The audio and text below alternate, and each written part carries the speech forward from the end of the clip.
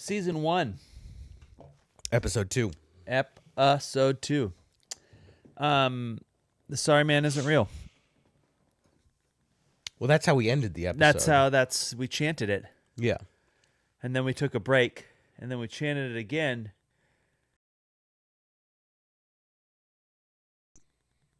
We went to the bathroom and then we came here. You went to the bathroom? That's what you were doing back there? God, need to keep kayfabe. That's what you were doing? Need to keep kayfabe. In my house? With the cost of energy these days? The cost of water? The cost of water? No, I used my own water. Oh, good. That's good. You brought a little jug? Yeah, I used my own water. What an ep. Good ep.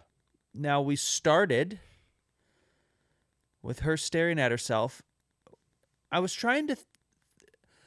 Later on, there's a moment where she is staring, where the mother says, "Look at me." And that was the same moment that started the ep, right? Was it?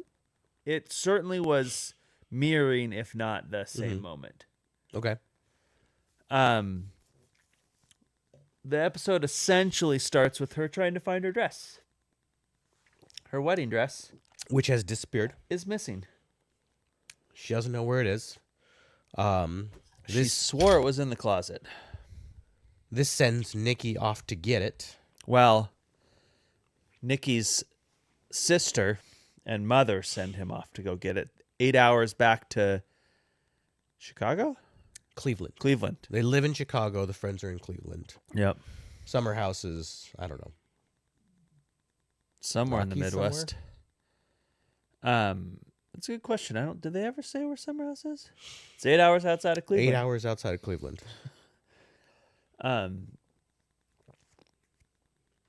This episode continues the trend of absolute terror. There is no good guy in the family. We know this. They all seem very antagonistic towards her all the time. With the possible exception of Nell, who is not a blood relation. Yeah, she has, and I mentioned this while we were watching, she has the most sympathetic faces, but there's something about her that makes me think she might be the worst. Right now, I think she's the odds-on betting favorite for delivering the "Don't marry him" note. Okay. But now we remember what that note was written on, right? The wedding invitation? It was a wedding invitation. Mm-hmm. Yeah, so we got the note that says "Don't marry him." At the end of episode 1. Now, this episode foreshadowed a lot. We were talking about your theory, which is we got a replacement theory, which is that she's going to become the mother. And that checks the box, especially with the mother in love with her son thing. This episode did a lot for that theory, I think. Yeah, and it was pounding it a lot. In fact, it hit every note that we were talking about. I even said sacrifice several times. The mother absorbs the children absorb the mother. And there was a lot of that type of verbiage. There was a lot of, "You could fit in my wedding dress." There was a lot of coverage of they don't like her tattoos. They thought they could cover them up, but they couldn't. There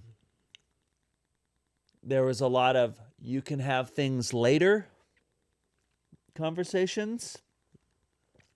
There's a lot of quite out loud conversations going on in the hallways that she can clearly hear. That makes me think they're not being very careful. Unless they don't care if she hears or not, or they intend for her to hear. There's definitely some nonchalant to it. They do sort of leave the door wide open. Part of me just thinks it's one of those, you're so rich, you're just audacious about everything, and it's impossible for you to make a mistake.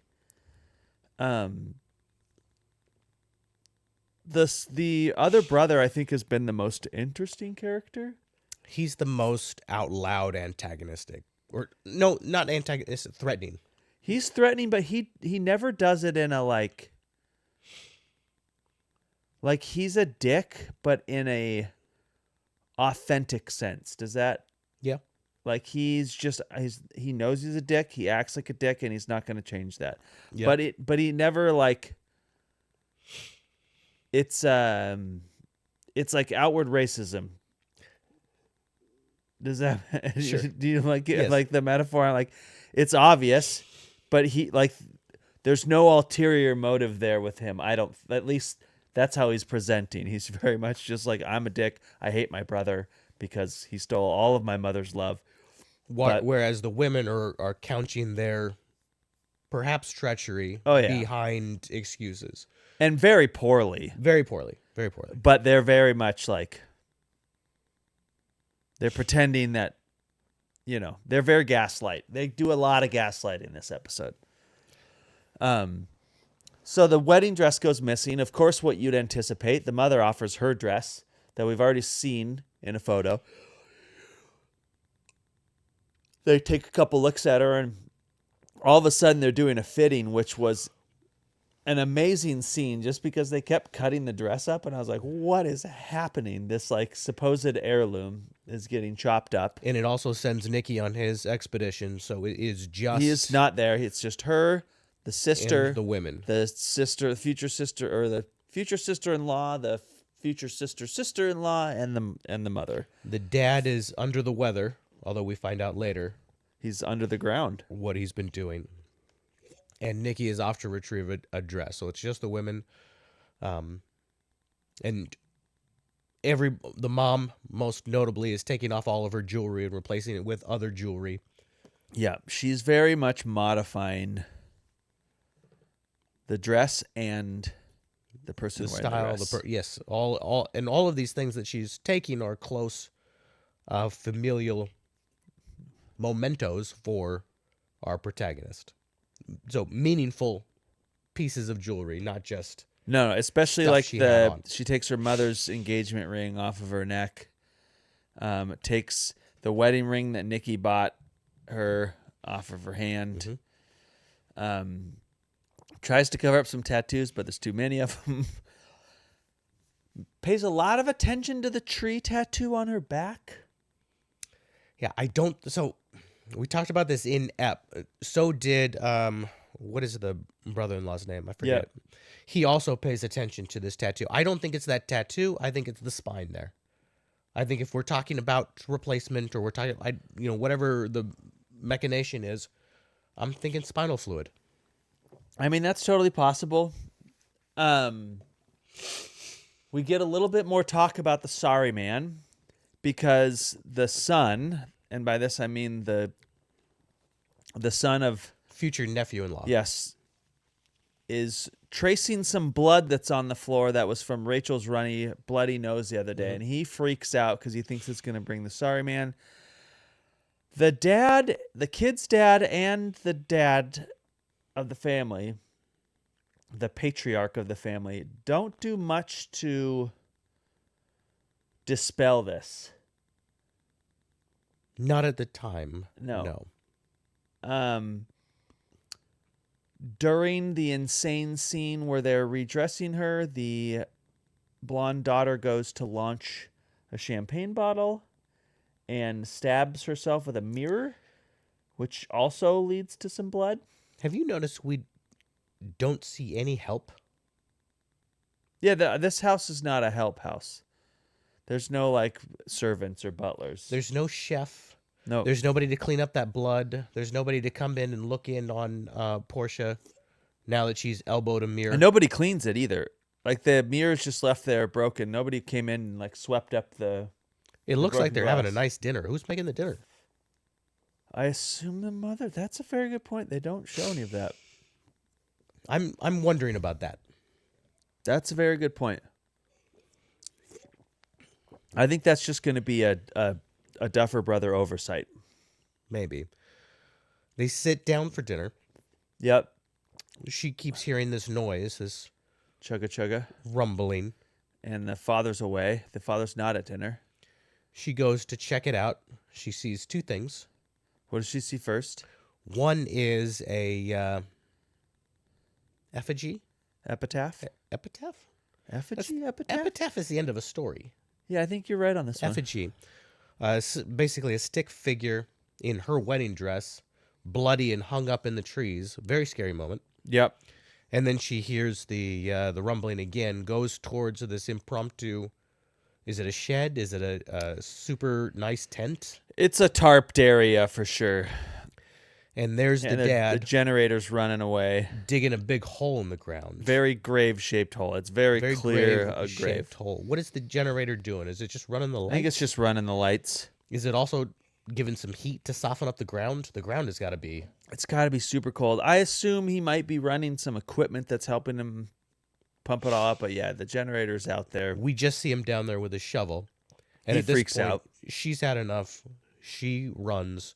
And who would be coming in but Old Nikki pulls up in the Grand Wagoneer. She jumps in the car, tells him, "We got to go." He doesn't. He gets out of the car and goes talks to them and then comes back, and we get the delivered news that the matriarch of the family has got a brain tumor. dying? She's passing away. And she will be dead very soon after the wedding. So they're using the wedding as one last party. Which is why there are 100 people that were secretly invited to this wedding. And that's why Dad is digging a big hole. That's why Daddy freaked out when he saw the lady wearing his wife's wedding dress. And we figure out the effigy is the future nephew-in-law trying to trick the sorry man. Trying to trick the sorry man. So everything is wrapped up nice and neat.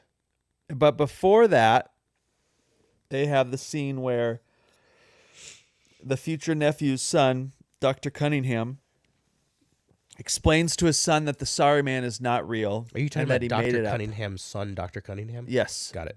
Thank you. Dr. Cunningham Jr. Is explaining to his nephew that the sorry man is not real and that he made up the story. He does not say this very convincingly. His son is not very convinced by it. And then they all together chant, "The sorry man isn't real." And then that stops after a little bit. And then we see a jumpsuit-clad gentleman outside of the summer house. And then you hear one more time, Gentlemen, I sorry thought man that isn't was real. I thought that was the patriarch. I believe that he has similar characteristics to the patriarch, but it was a completely different outfit, and I would not make that assumption. Okay, fair. But I don't disbelieve you. I also thought that, but I'm not completely convinced that it's the same person. So we go to bed on day 2. Everything is fine. We've had some scares. Yeah. Everything is explained away. It is pre-wedding jitters. But of course, we know there's 6 more eps. Number 1. And something very bad is going to happen. Yeah, we have the title. Is Nikki in on this? If it is a plot, if it is a Get Out style plot, is Nikki in on it? In Get Out, the wife or the fiance is. But I'm talking about this show.